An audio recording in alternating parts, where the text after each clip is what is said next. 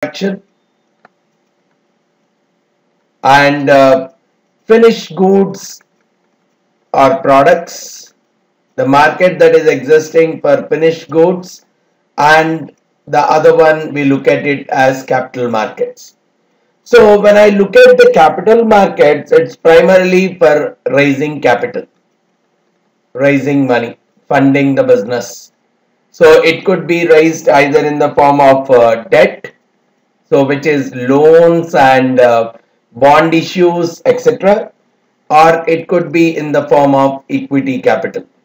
So through the stock markets, creating new ownerships within the firm, etc. And along with them, these two being classified as the primary market for capital, and these instruments, the debt and the equity instruments, being traded after the primary issue, they can be traded in the secondary market. So this entire kind of a market is categorized as a capital market. And there is one kind of a market which is purely for finished goods, where you find the end customers typically buying and selling those goods. End customers typically purchase them for using. Whereas when I'm talking about the factors of production, these are typically used by firms to produce this finished goods. Finished goods are the ones which the end customers are typically using. That's the reason they are even called as the goods market or product market. It's a final end product that is used by the customers. But these factors of production are not the end products that are used by the customers. Rather, they are used by the businesses to produce these finished goods. So probably when I am talking about labor is used by the firms to produce the finished good. Any kind of raw materials, some of them may not be consumed directly, but that raw material being used in the preparation of a finished good. So this kind of a market is called as a finished good market or a good market or a product market. And the other one we see it for the factors of production. Whereas in some cases there could be a few goods which are somewhere in between these two, which are called as the market for intermediate goods. So probably a company X could produce one material. This is not consumed directly by the end customers, but this can go in the production of some other good which is used by the customers. Probably it's like this. We talk about the chips that are typically used in the manufacture of the television or probably the manufacture of the computers, etc. There is some company which produces the chips. Chips are not directly used by the end consumers. Rather, they are used by the manufacturers of the computer or the television to produce this finished good which is used by the customer. In that cases, we call those kind of goods as intermediate because they are helping in the production of the finished goods. So we really need to understand any particular good into which particular category is it falling. Any particular entity, does it fall under the factors of production or a finished good, or is it a capital market? So understanding the different kinds of markets is very essential from this particular dimension, right? Now let's look at the most important basic principle of economics, the demand and the supply function. So whenever we talk about demand, we are talking about the quantity that is demanded, and supply, the quantity that is supplied by the sellers. Demand is the quantity that is demanded or required by the buyers. What the demand function typically talks of is the quantity that is demanded for any particular good It depends on the price of that particular good, right?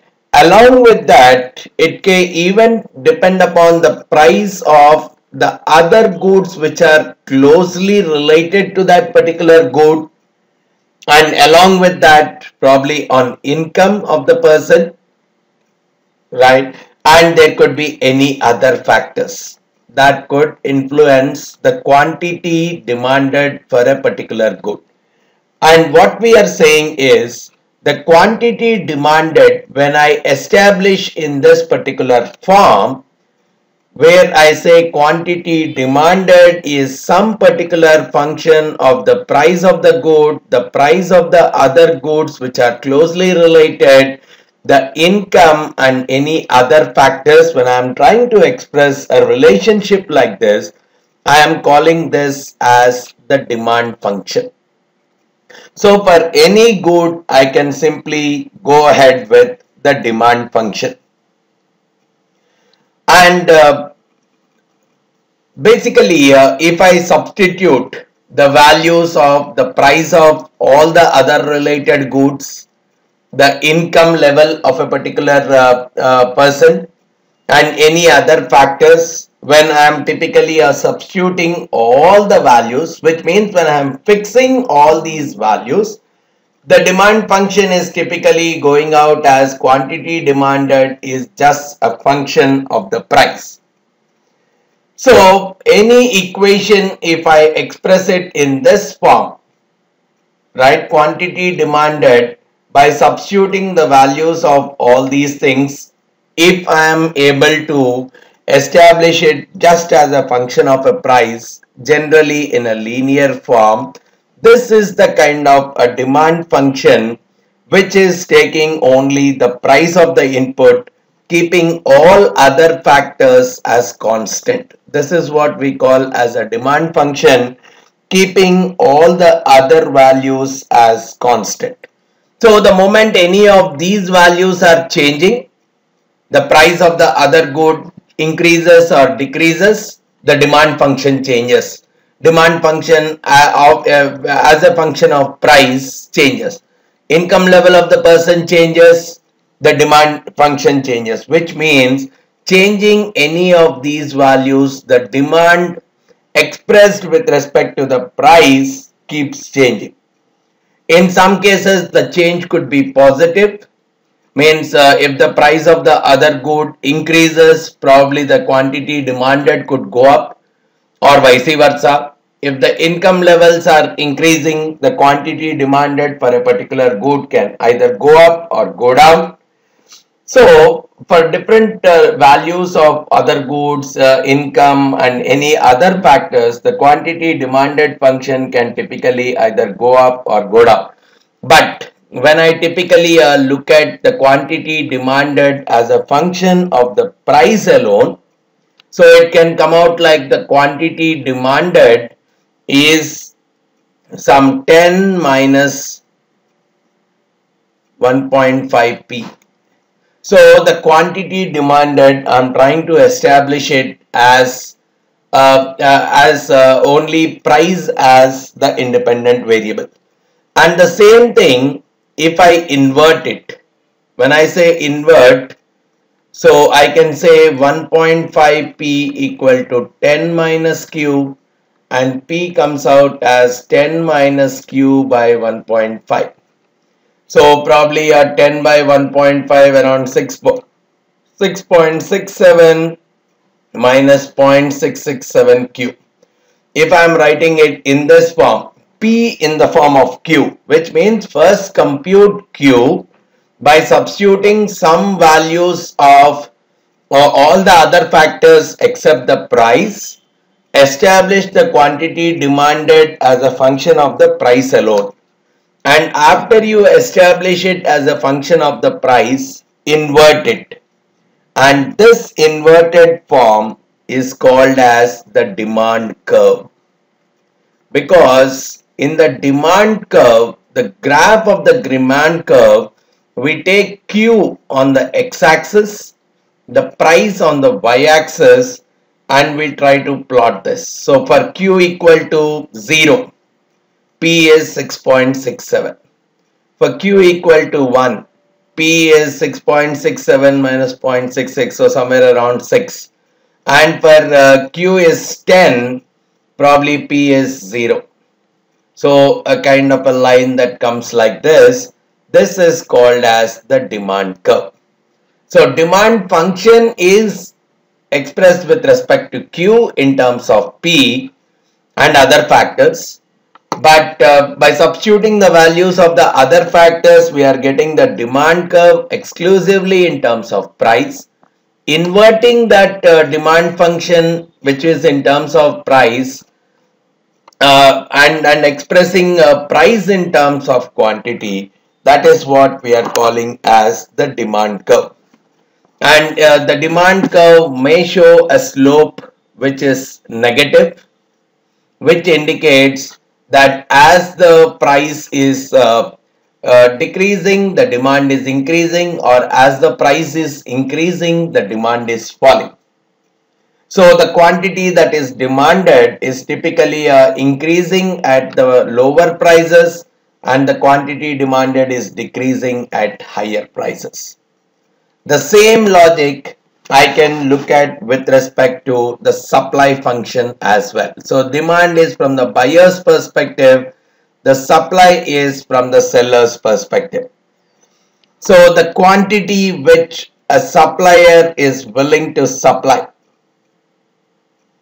right? Again, it is dependent again on the price. So if the price is high, he wants to supply more possibly, and the cost of producing it, the raw materials cost, the labor cost, if they are very high, probably he may not be supplying more and more. The technology, so there could be various factors which can influence whether a seller is willing to sell more units of that particular good or not. Now the same logic, substitute some values for all these, which means take each of them as constant. Some value for all this, which means the quantity supplied can come purely as a function of the price. So this is the supply function expressed exclusively in terms of the price. Then invert it. Invert it in the sense, express P in terms of quantity supplied. This is what we call as the supply curve, right? So the quantity supplied, if it says minus 100 plus 0.5 P, you can very well write 0.5 P equal to QS plus 100. From here you can write P in terms of Q, 2QS plus 200. So this is the slope, and what we see is this says this slope is generally positive. Generally positive. For the supply curve, I see that this slope is positive because as the price is increasing, the supplier wants to sell more and more. So this is what we call as the law of supply, which says as the price is increasing, the supplier wants to supply or sell more and more, whereas the law of demand says as the price is increasing, the buyer wants to buy less and less. So when I try to plot a graph, the supply curve generally is more and more upward sloping, whereas the demand curve is more and more downward sloping, right? So this is the basic we need to be comfortable with, the demand function and the supply function, how I derive the supply curve from the supply function, the demand curve from the demand function, right? Now, the next thing we can look at is the movement along the demand curve and the supply curve. Along with that, the shift in the demand curve and the supply curve. So whenever I am talking about the movement, see, this is the demand curve. We have just now talked. It is the downward sloping kind of a graph. So